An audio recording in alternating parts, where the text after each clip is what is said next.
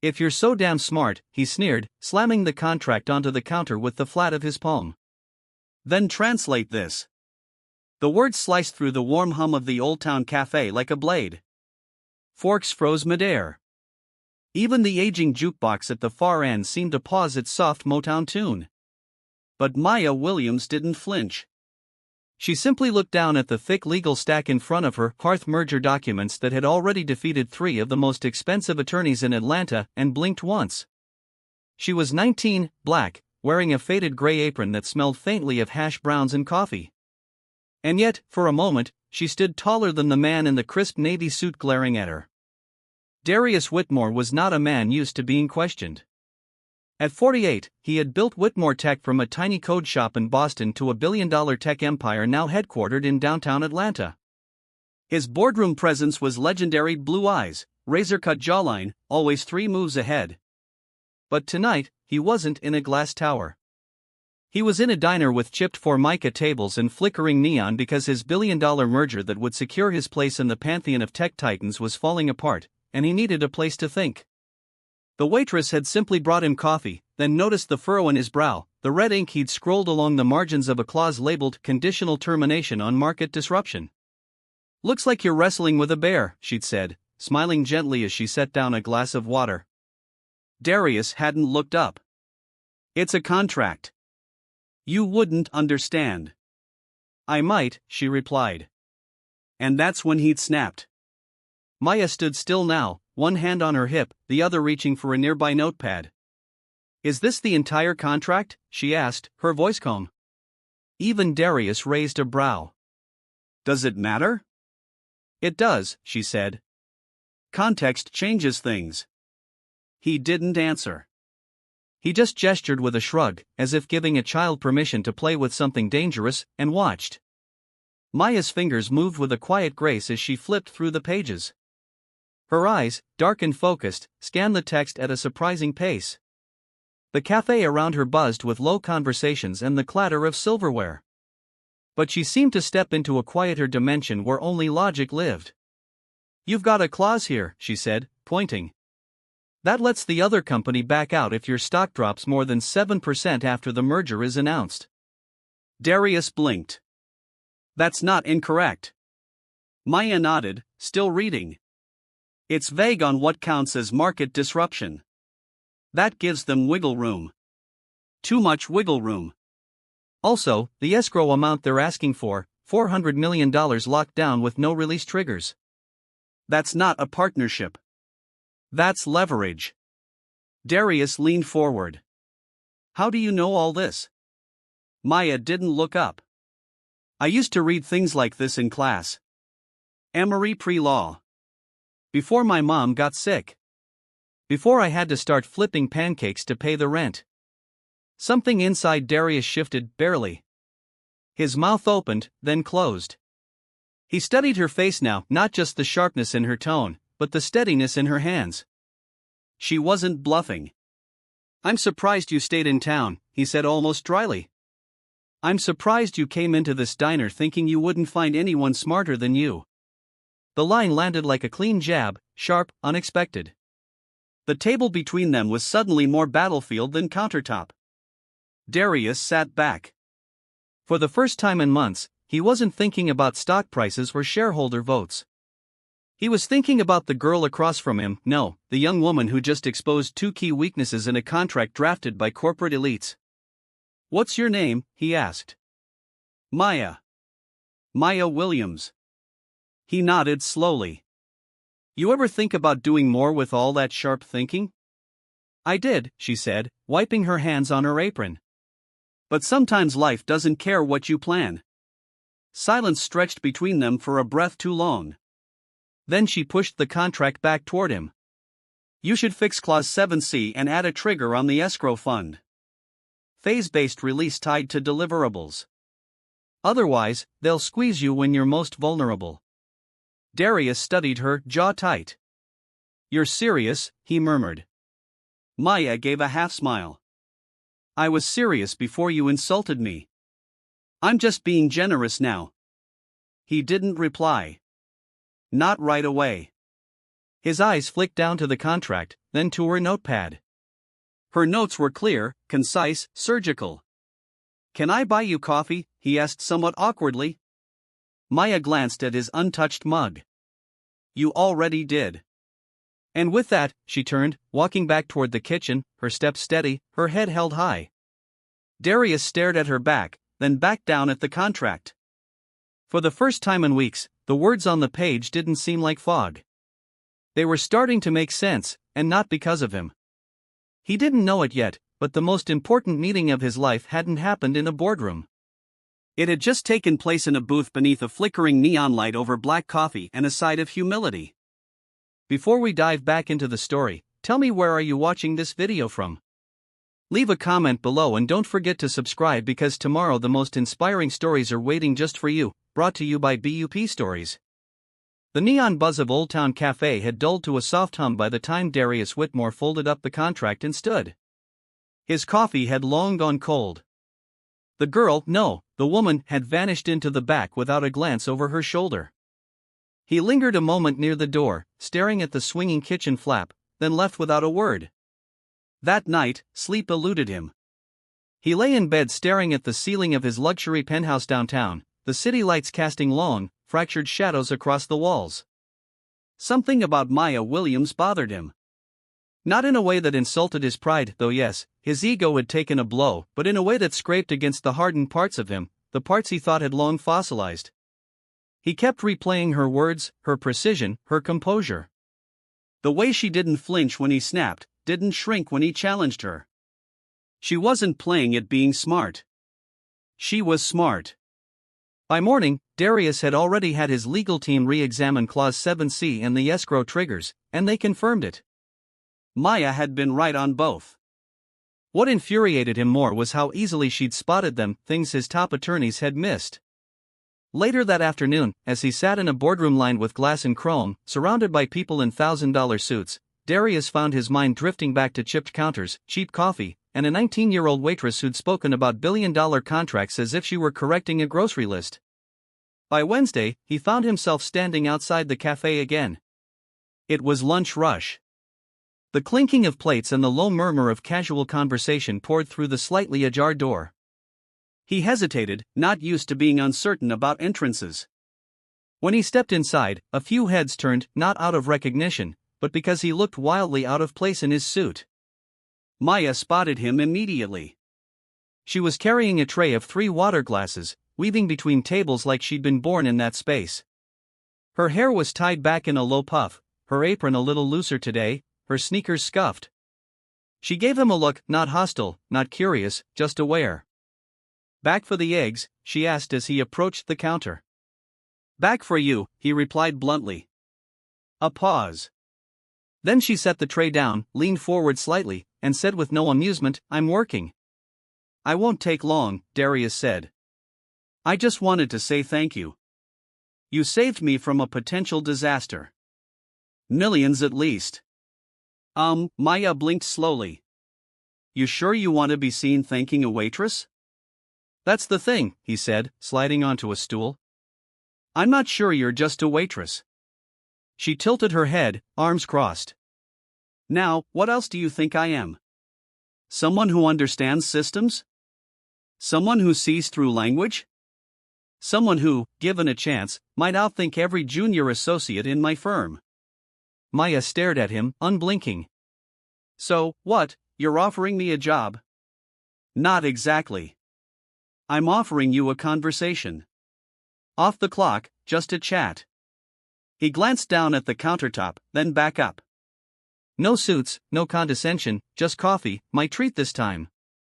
She studied him for a long beat, then nodded slightly. "Come back at 10 o'clock. That's when my shift ends. If you're serious, you'll wait." "I'm serious." "Then I guess we'll see," she said, and walked away. 10 p.m. came. The cafe had thinned out. The old veterans who hung around the jukebox had left. The dishwasher hummed in the back. Maya emerged from the kitchen, wiping her hands on a towel, her apron off, her hair down. She sat across from Darius in the same booth they'd shared nights ago. "You're persistent," she said. I'm curious. About what? How you got here? How someone who thinks like you ends up not in a courtroom, not at a desk in DC, but here at this counter. Maya took a deep breath. Life doesn't follow a script, Mr. Whitmore. I had a plan. Pre-law at Emory, full ride, mock trial champ.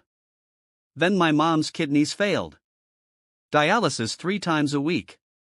Medicaid barely covered it. My little brother started getting into fights at school. Bills piled up. School had to wait. There was no pity in her voice.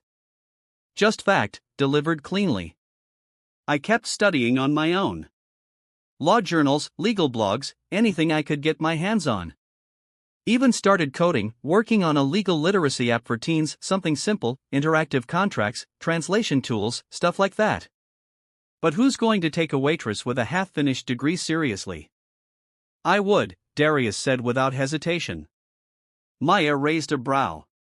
You, the guy who called me sweetheart and told me to stick to pouring coffee? His jaw clenched. I deserve that. Yes, she said simply. But I'm not stupid, he added. I've made a career out of spotting ideas before they go mainstream. I know talent when I see it. And Maya, what I saw the other night, that wasn't casual talent.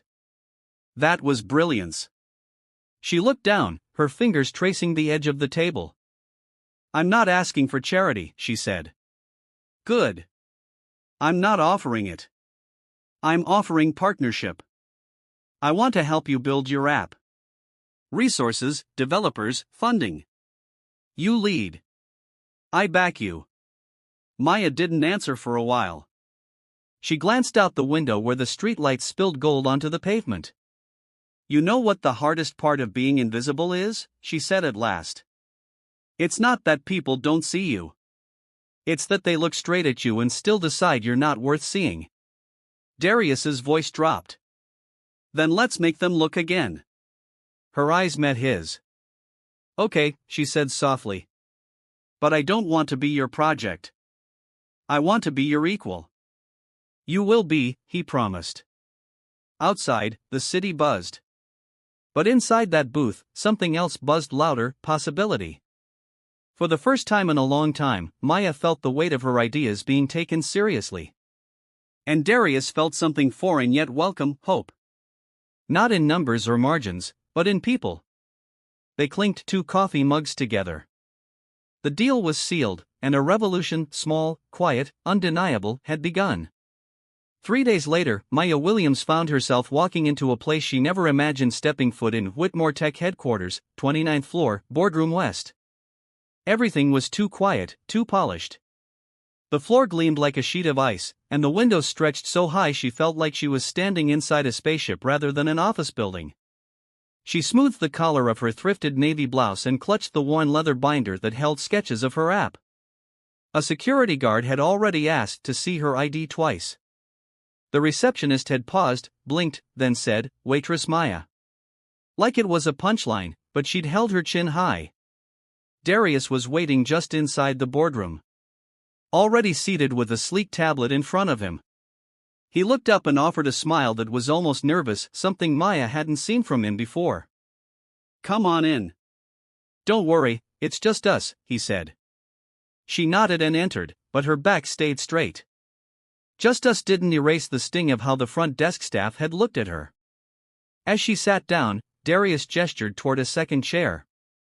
"I had our dev team mock up some early design options for the interface. Thought you might want to take a look." Maya opened her binder instead. "Before we get into that, I'd like to go over a few core priorities. The app has to be accessible visually and linguistically. We're talking about high schoolers, working-class adults, maybe even people for whom English isn't their first language." Darius leaned forward, intrigued. "Go on." "I want layered content, interactive scenarios that show what happens when you sign a lease, get pulled over, or apply for unemployment. Real things, real consequences, and plain language." "None," Maya said flatly.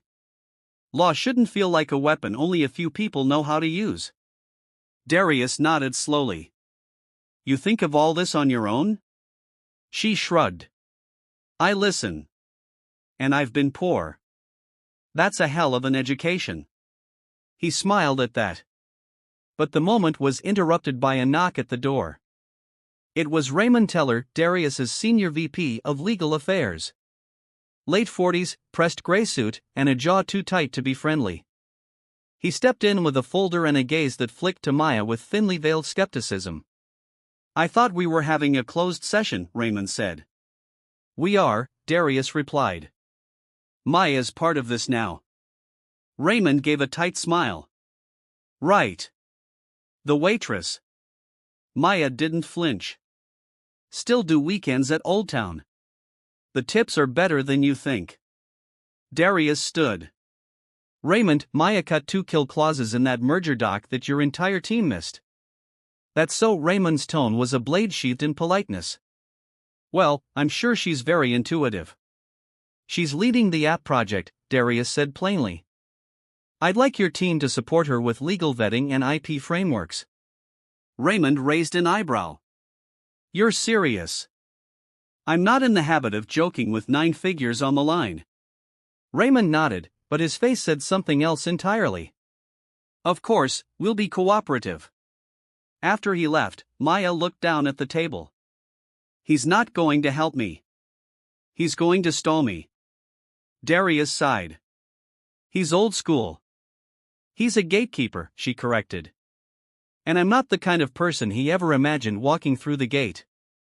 Darius rubbed his jaw. Do you want me to fire him? She met his eyes. No. I want to earn this, not inherit it. Let me deal with him. But when I ask for something, I need to know you've got my back. Darius nodded. You have it. That night, Maya worked alone in her apartment. Her little brother, Marcus, sat on the couch behind her doing algebra homework while their mom dozed on a recliner nearby with a heating pad on her hip. The apartment smelled of Vicks and spaghetti. On the coffee table sat a used Chromebook covered in duct tape and stickers. That was Maya's entire development lab. She clicked through her notes from the day, eyes scanning code snippets and layout sketches. Her brain ached, but she pushed through. Suddenly, Marcus spoke. You think they're going to let you finish it? She turned. Finish what? The app, the thing for court stuff. You think those rich guys are really going to let you?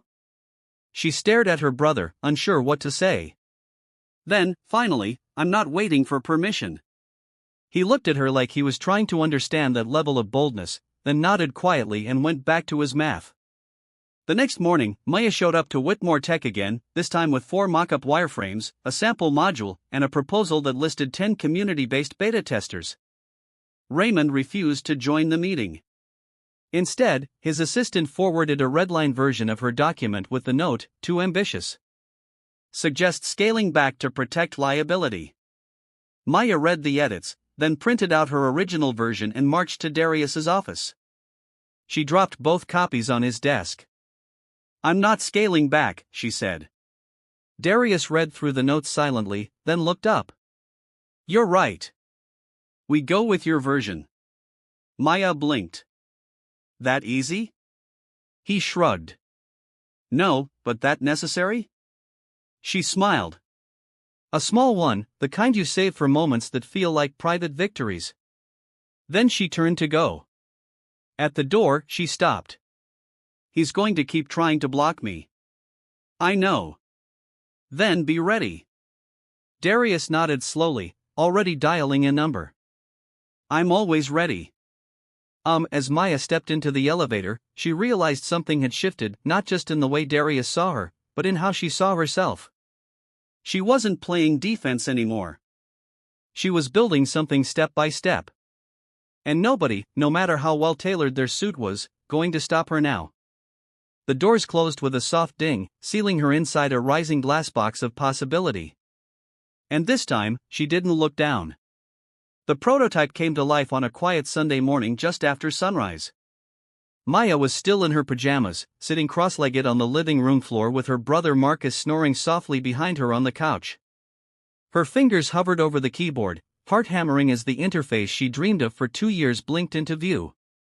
Clean lines, simple language, a start button shaped like a courthouse gavel. She hit begin. The screen loaded the first scenario.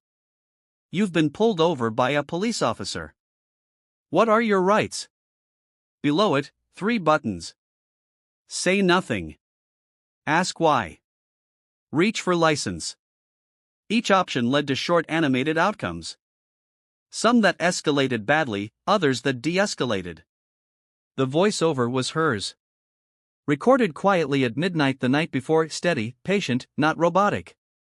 It wasn't perfect. The fonts were clunky. The animations jerky, but it worked. She sat back and exhaled. It lives, she whispered. More to herself than anyone. At 9:07 a.m., she emailed Darius the link. No explanation, no headline, just a subject line. First breath. He called her 30 minutes later. Is this real? He asked, almost breathless. You tell me, Maya said. I've never seen anything like this, he murmured. You made this on a Chromebook? Yeah. And half a bottle of instant coffee, he chuckled. I'm showing this to our UX team today, with your permission. You don't need my permission, she said. You need my voice in the room. That afternoon, she walked into the Whitmore Tech Innovation Lab with her back straight and her binder tucked under one arm.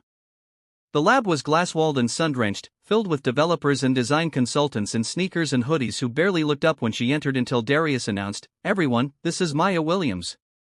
She built what you're about to see from scratch, and she's leading this project moving forward. That got their attention. Some nodded respectfully, others exchanged glances, unreadable. One woman, mid-30s with pink hair and a Stanford hoodie, smiled and said, Hell yeah. Maya connected her laptop and launched the demo. For 15 minutes, the room was silent except for the clicks of the mouse and the voices from her app. Scenarios, choices, legal explanations in plain speech.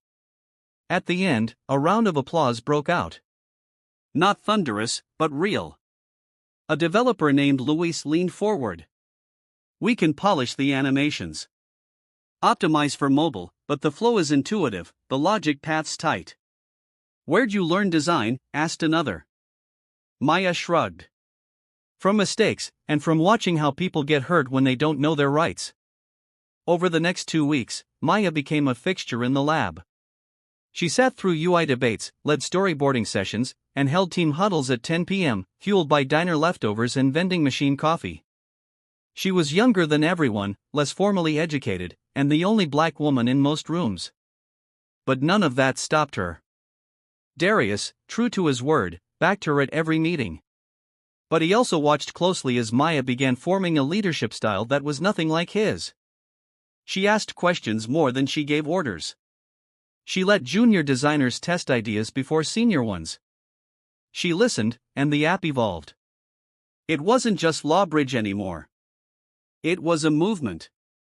Then came the school pilot. Maya had suggested testing the app in 3 Atlanta high schools with at-risk youth. She and Marcus printed flyers, created QR codes, and handed them out outside football games and bus stops. On a chilly Tuesday morning, Maya stood in front of 30 high school seniors at Langston Prep, presenting Lawbridge on a classroom projector. She wore a blazer over her diner uniform. It was the only professional jacket she owned. You ever wonder what happens if a landlord keeps your deposit? She asked the class. A girl in the back raised her hand. They keep it. You can't do nothing. That's what I thought too, Maya said. Until I learned that there's a legal deadline, and if they miss it, you can file a claim. No lawyer needed, just a form. The class leaned in. Not out of obligation, out of genuine curiosity. Afterward, one of the students stayed behind. He was tall, skinny, with sad eyes and a tear-shaped scar on his cheek. You really make this? He asked. Every word, she replied. My mom, she signed some papers last year. She didn't understand them. Now we're getting evicted. Maya's chest tightened. Show me what she signed. I'll walk you through it. He nodded, then whispered, No one ever talks to us like we matter. Maya watched him walk out, her throat burning. She knew that feeling, being talked over, being invisible. Later that night, she sat on the fire escape of their apartment building, laptop balanced on her knees. Darius called. "You okay?" he asked. She told him about the student, about the pilot, about the number of users already engaging with the beta app. "You started something, Maya," he said softly. "Do you realize that?" "I don't want it to be mine alone," she said. "I want it to belong to every kid who ever had to sign something they didn't understand." Darius was quiet for a moment. Then he said, "Come in tomorrow. We're going to talk scaling, funding, and putting your name on the masthead." She stared out into the city. Streetlights flickered below. Sirens wailed in the distance. She felt tired to her bones, but alive in a way she hadn't in years. "Okay," she whispered. "But you better be ready to build something they can't ignore." And from that moment on, neither of them looked back. It began subtly, the way quiet sabotage often does. A postponed meeting here. A delayed file there. Passwords mysteriously expired. Calendar invites sent but never received. Maya noticed the pattern in the second week after Lawbridge's school pilot went public. What had once felt like momentum now moved in slow drag. On Tuesday morning, she arrived at Whitmore Tech's lab to find her access badge deactivated. The receptionist, all painted nails and practiced indifference, looked up from her desk and said, "You're not in the system this week." Maya kept her voice steady. "That's not possible. I've got a standing pass." "Sorry. You'll need to wait for clearance." An hour passed before someone from facilities manually opened the door. By then, the team meeting had already started without her. Inside the lab, Raymond Teller stood by the whiteboard, dry erase marker in hand, leading a new discussion about refocusing Lawbridge's scope. The air felt colder. "Maya," he said with a thin smile when she stepped in. "Glad you could join us. We were just rethinking some elements of rollout strategy. We're concerned about liability." "Whose concern is that?" Maya asked, setting her bag down. "A few board members, investors. They're worried the app's language might be interpreted as legal advice." Maya folded her arms. "It's not advice, it's education. Every scenario is based on publicly available statutes. Every outcome is coded with disclaimers." Raymond nodded, but kept smiling like a man indulging a child. "Even so, the company has a reputation to protect. We might want to dial back the school outreach and limit it to private beta testing for now." "No," Maya said, voice calm but firm. "Those students are the reason this exists. Scaling back outreach isn't protecting the company. It's protecting old systems." A few heads turned. Darius wasn't in the room. Raymond closed the cap on his marker and stepped closer. "Look, Miss Williams, we all admire your passion, but this isn't a college project. There are legal boundaries you may not fully understand." "I understand boundaries just fine," Maya replied. "I've lived inside them my whole life." Raymond said nothing more. Just turned back to the board and continued the meeting. But from that point forward, Maya knew what she was up against. That evening, she went to see Darius. He was in his office, sleeves rolled up, reviewing data reports. When Maya stepped in, he looked up instantly, sensing the tension. "They're trying to suffocate it," she said, sitting across from him. "Who?" "Raymond and whoever's behind him." Darius leaned back. "Tell me everything." She recounted the access badge incident, the meeting she was locked out of, the reframing of outreach, the sudden reclassification of her pilot program as preliminary exploration. Darius rubbed his temple. "Raymond's been with me since the beginning. He's cautious, but he's not malicious." "He's not cautious," Maya said. "He's afraid. Afraid of a black girl without a degree outshining his department. Afraid of accountability." Darius didn't argue.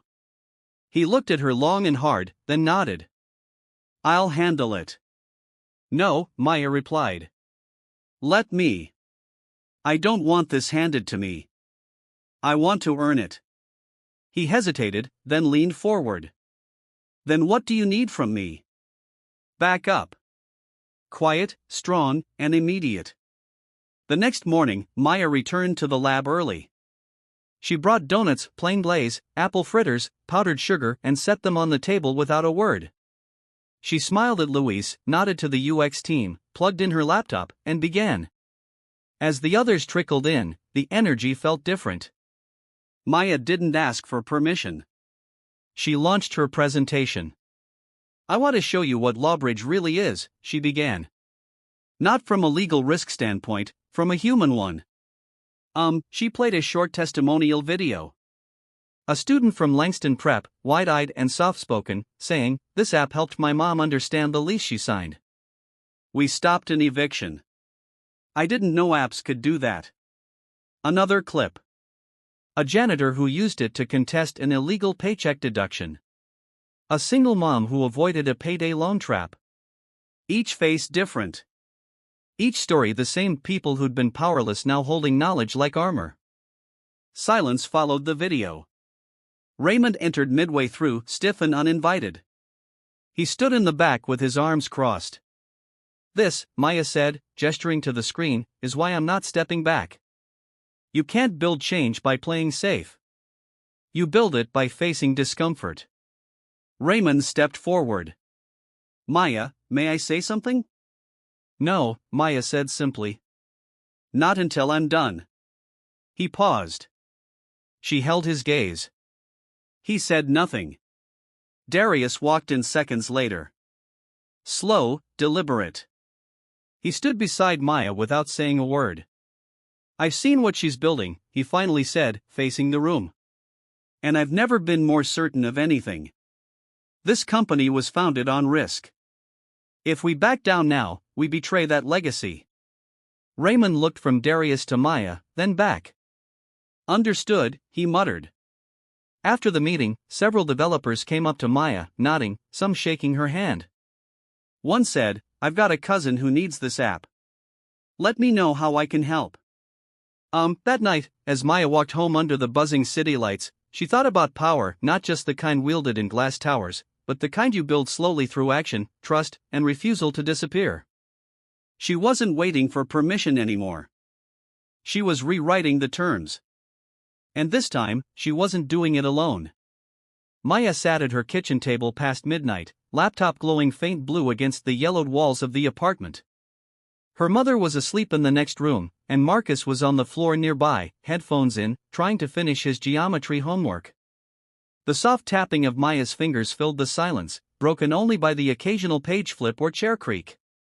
Her eyes were red, not from crying, but from reading the same document for hours, line by line, clause by clause, dissecting every footnote in the final merger agreement between Whitmore Tech and Kessler Solutions.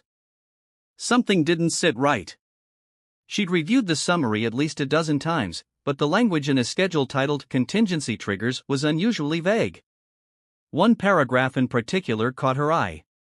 In the event of a market-based valuation event resulting in a temporary decline exceeding 7% of pre-merger market cap, Kessler retains the right to withdraw from the agreement without penalty. That word temporary suddenly jumped at her. "Marcus," she said, pulling the earbuds from his ear gently. "Look at this sentence." He groaned. "Maya, I'm not even passing English. You think I know what market-based valuation means?" She smiled slightly, then turned back to the screen. "It means they can walk away from the merger if Darius's stock drops 7 just for a day. They could tank his value with a rumor, trigger this clause, and leave without owing a dime." Marcus blinked. "That's messed up." "Yeah," Maya whispered. "It is." By the next morning, she was at Whitmore Tech by 6:45 a.m., waiting outside the building with a coffee she barely sipped.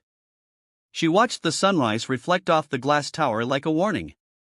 As soon as security opened the lobby, she bolted up to the 29th floor. Darius wasn't in his office yet, so she went straight to the legal archives. With help from the sleepy-eyed intern, she pulled up every version of the contract and began tracing the evolution of the clause. It had been clean in earlier drafts. Then, 3 weeks ago, a revision from Kessler's side slipped in the word temporary, just that, a single word. By 8 a.m., Darius walked in, carrying a phone to his ear, looking distracted. He paused when he saw her already inside. "Maya, I need 5 minutes," she said. He hung up. "What's going on?" She placed the printed page in front of him. "This clause, Schedule F. It's a trap." He scanned it, frowned. "I've seen this. We reviewed it with Raymond's team, they skimmed it. Or worse, they missed it. Look closer. If your stock dips for even 1 day, Kessler can void the deal and keep their options open. No penalty, no consequences, and right now you're exposed." Darius's expression shifted slowly: disbelief, then concern, then a slow, simmering anger. "Why the hell would they put this in at the last minute?" "Because they're playing you," she said. "Waiting for you to announce the deal. Let your market bump, then leak a story to drop it. A fake leak, temporary dip. They walk away. Your company bleeds." He stared at her. "Jesus, I need you to listen very carefully, Maya," she said. "You either renegotiate this clause now or you prepare for a public takedown in 3 weeks." Darius walked to the window, gripping the bridge of his nose. "Why didn't Raymond see this?" "Because he was too busy trying to sabotage my access to this building," she replied flatly. Darius turned. This is why you're here. You saw what no one else could, what no one else would." He didn't hesitate. He picked up the office phone and dialed. "Call an emergency board session. Today. I want legal, PR, and M&A in the conference room by 10 o'clock. We're rewriting this deal." Later that morning, Maya sat silently at the end of the long polished table in the executive boardroom. Her seat wasn't labeled, no nameplate, but everyone there knew who she was now. Raymond entered last, his face tight. He didn't look at her. Darius opened the meeting without preamble. "We're pulling Clause F, redrafting the language." Maya Williams identified a loophole that could have sunk this company. She brought it forward. "She's the reason we're still in control of this deal." There was a stunned silence. Raymond finally spoke. "With all due respect, we vetted that clause thoroughly." "No, you lost it," Darius said. "She caught what you didn't. From now on, all merger documentation passes through Maya's desk first." A few executives exchanged glances. One board member, a woman in her 60s, silver hair, sharp eyes, leaned forward. "Maya," she said. "How did you learn to spot something like that?" Maya met her gaze calmly. "I've been taught to read the fine print my whole life because people like me aren't given second chances. We have to get it right the first time." The woman nodded slowly. "Good answer." After the meeting, Raymond cornered her in the hallway. "Enjoy the spotlight while it lasts." "Huh?" Maya didn't flinch. "I don't need the spotlight. I've got the truth."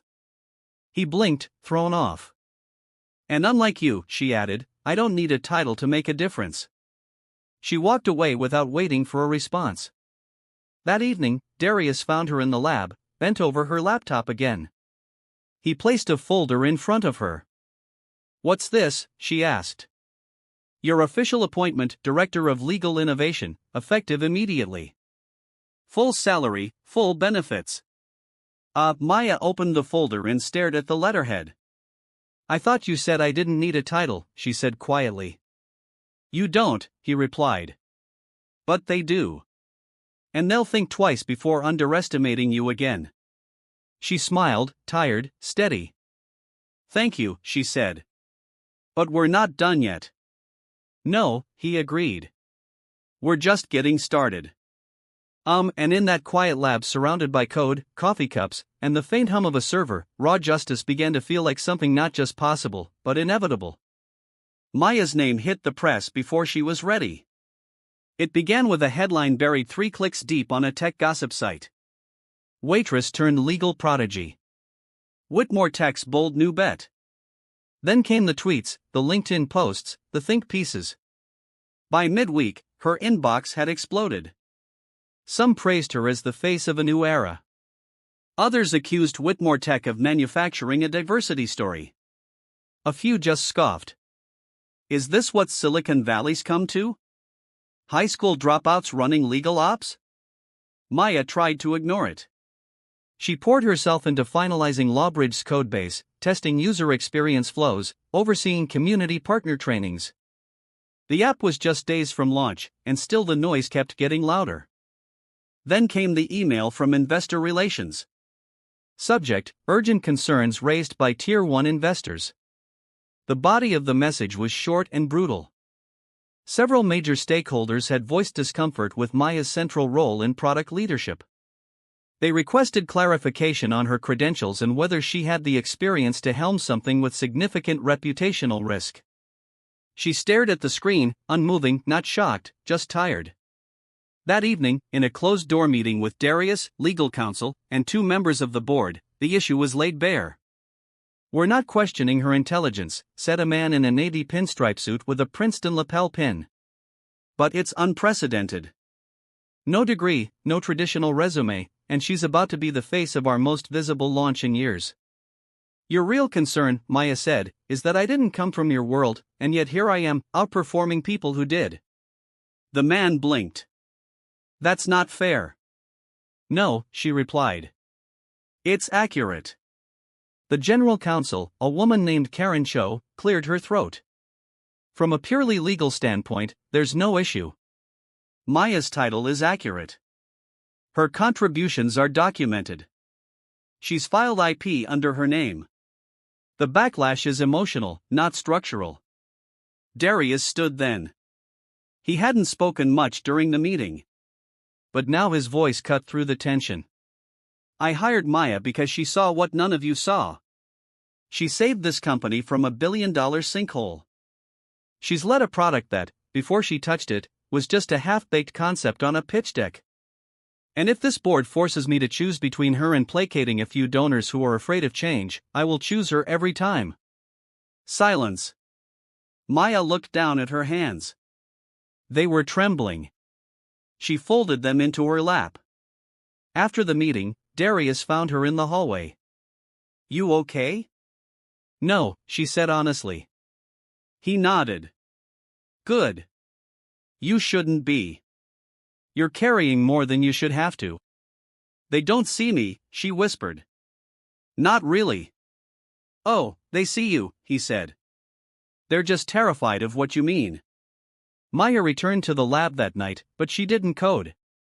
She sat alone at the far window, staring down at the city below. Lights glittered like scattered glass.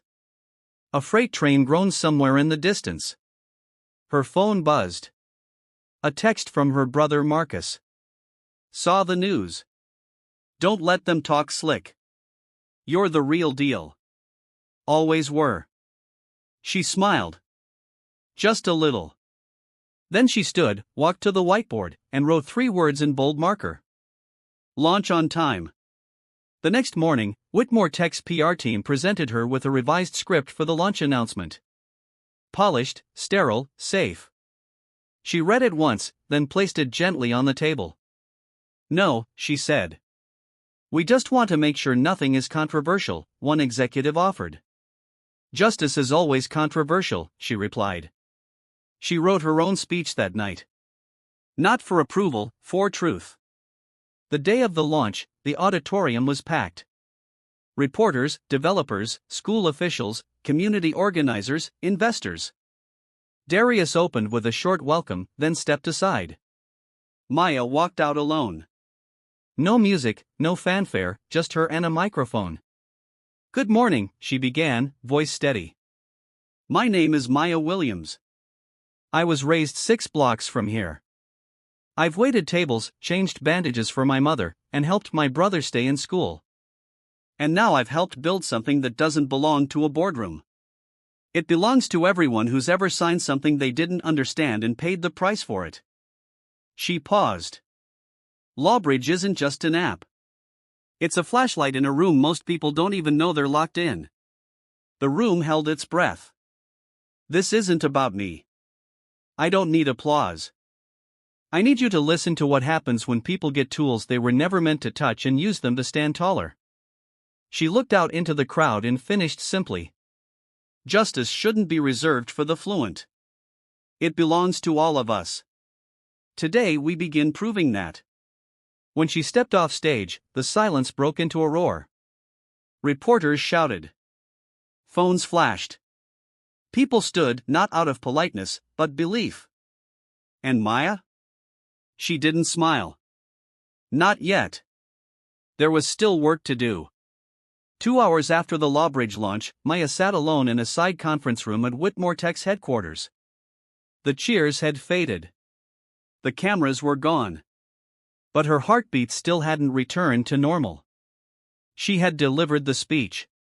She had stood in front of a crowd of decision-makers, investors, skeptics, and reporters and spoken from the marrow of her experience. But now came the harder part, the attention. A knock on the door broke her silence. It was Luis, one of the UX developers, holding a tablet in his hand. You should see this, he said, voice trembling with disbelief. We're trending. He turned the screen toward her. On the homepage of a major tech news outlet, a photo of Maya at the podium stared back at her. The headline read, "The future of law is here, and she wears sneakers and speaks truth." Below that, an embedded video already had 1.2 million views. Comments flooded in. Everything from "this girl is brilliant" to "why hasn't she been hired by the White House yet?" And of course, a few venomous ones. Affirmative action at its finest. Where's her degree? Another media stunt. Maya handed the tablet back. I don't care about trending, she said. Luis smiled. That's why you are. She thanked him, then pulled her phone from her pocket. There were over 100 texts, some from journalists, others from former classmates, even a message from her high school debate coach who wrote, "Told you the fire." She scrolled slowly until she reached a name that made her pause. Darius Whitmore. His text read simply, "Board's asking for a meeting today. You ready?" Her fingers hovered over the screen before she replied, "Always." By 3 p.m., she was back in the boardroom. This time they were all waiting for her. Darius stood as she entered, nodding her toward the head of the table. "This seat's yours today." Maya sat back straight, shoulders square. She wasn't pretending anymore. She had already stepped into the storm. Now she was guiding it. An older board member, Miss Ellen Briggs, white hair, thick glasses, and a quiet intensity, cleared her throat.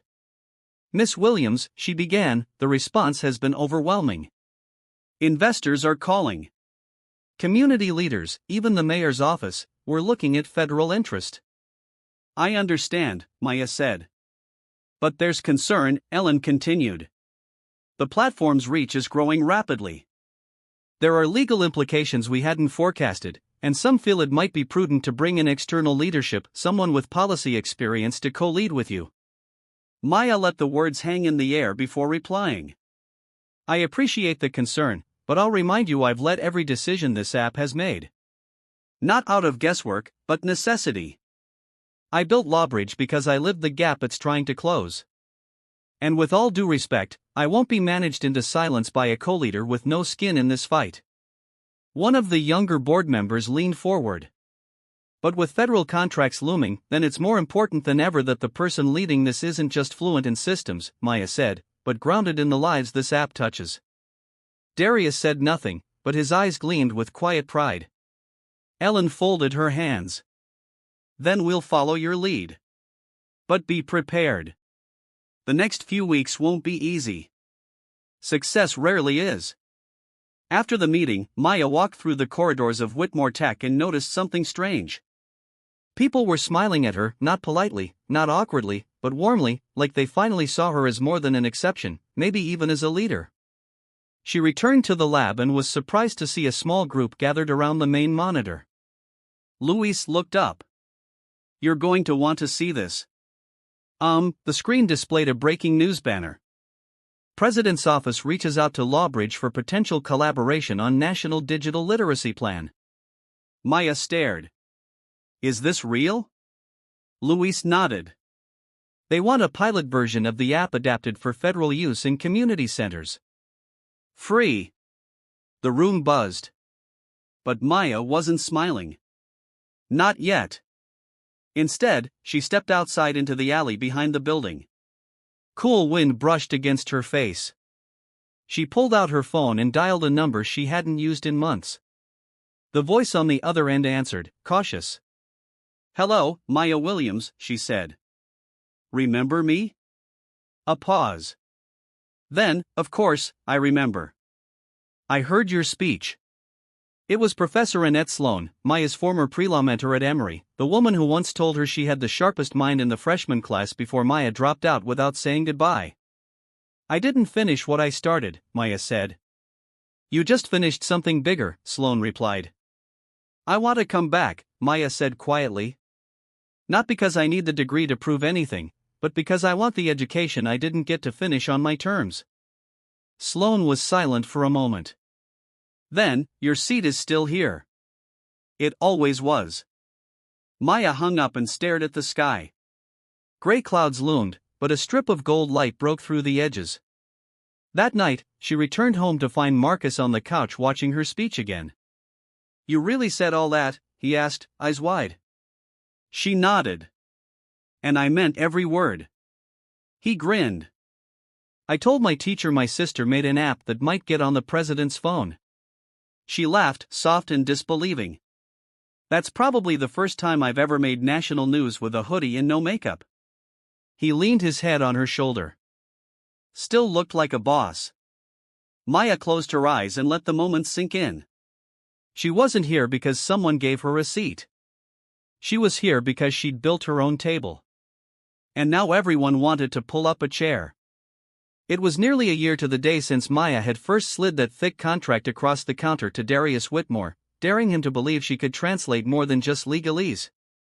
Now she stood on a makeshift stage in a community center in Birmingham, Alabama, staring out at a room packed with kids, parents, teachers, and elders wearing Sunday best on a Wednesday. Behind her, a banner hung from the ceiling in bold blue letters. Lawbridge, free legal education for everyone. The mayor sat in the front row, a local pastor, 2 members of Congress. But Maya only had eyes for the rows of young people looking up at her like she was something between a teacher and a revolution. She took a breath. "You ever been told to sign something without knowing what it meant?" she asked the crowd. Murmurs of yes rippled through the room. One man in the back said out loud, "More times than I can count." Maya nodded. "Lawbridge started because I watched my own mother sign away a medical payment plan she didn't understand. I watched my neighbors get evicted, arrested, trapped because no one told them what a clause meant. No one told them they had the right to ask questions. So I started asking." The crowd clapped, soft but honest. Now, thanks to partners across the country, Lawbridge is available in 27 states. It's in libraries, classrooms, probation offices, and even shelters. "But more than anything," she said, glancing toward a cluster of students wearing black hoodies and earbuds, "it's in your hands, and that's where it belongs."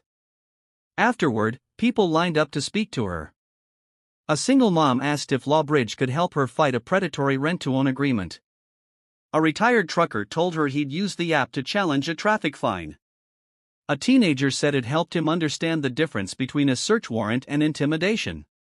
She stayed until every question was answered, every hug given.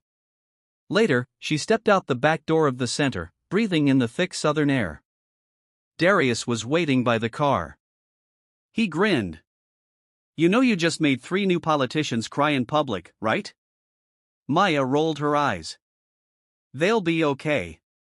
He handed her a cold bottle of sweet tea. "You good?" She nodded. "Better than good." Because there's something else," he said, pulling an envelope from his jacket. "What now?" she asked, taking it with mild suspicion. "Open it." Inside was a short letter, handwritten, neat. "Dear Miss Williams, we are proud to inform you that your re-enrollment at Emory University has been approved with full scholarship. We've also renamed the Law and Social Change Fellowship in your honor. You're not just returning, you're building a legacy." Maya stared at the paper, unmoving. "You did this?" "No, Darius said. You did this. I just made a few phone calls to make sure the world kept up. She blinked rapidly, then pressed the letter to her chest. I want to finish it, she said quietly. Not for the degree, for the journey. You've already taught more law than most professors ever will, he said. But yeah, do it. That fall, she attended her first class as a returning student. No cameras, no press, just her, a spiral notebook, and the same stubborn hunger she'd had since she was a girl reading contracts behind the diner counter. She also launched the Second Glance Foundation, a nonprofit offering legal literacy grants to youth from underserved communities. The slogan was simple: read it again, this time with power. In the months that followed, Maya testified before Congress on digital access to legal rights.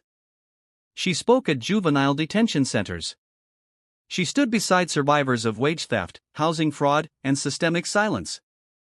And each time she didn't position herself as a savior, but as someone who'd once been in their seat.